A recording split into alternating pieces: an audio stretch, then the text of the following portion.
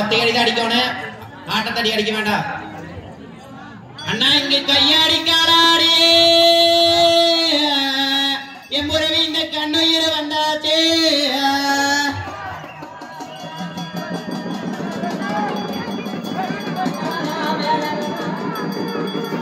எங்க எனக்கு இந்த கண்ணு செவக்குது,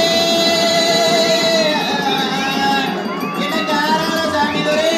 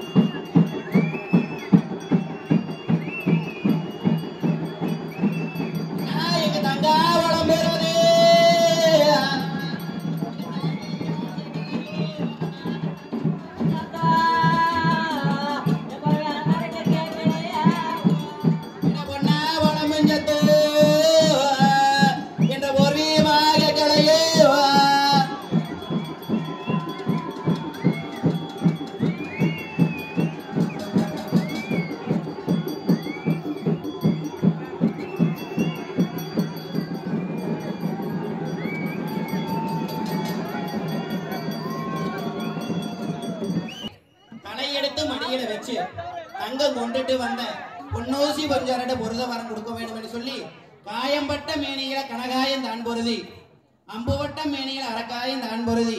இங்க அண்ணமாறு எந்திரிச்சு வாய்மொழி சொல்ல வேண்டும் என்று சொல்லி கேட்கும் போது நீதியோடும் நேர்மையோடும் ஆட்சி செய்தவர்கள் அல்லவா.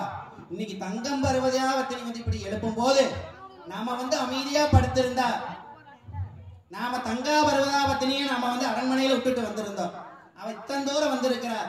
தப்பி இருந்தார் ஒரு வேடுவ, நம்ம தங்கச்சியை கை தீண்டிட்டா காராளனா நாம வந்து என்ன பிரயோஜனம், இப்படி தங்கத்தோட சத்தம் கேட்குதேன்னு சொல்லி இந்த தீர்த்தம் தொட சொன்ன அண்ணமாரி தானே இந்த கையாடி காலாடியே என்ன காராள எந்திரிக்க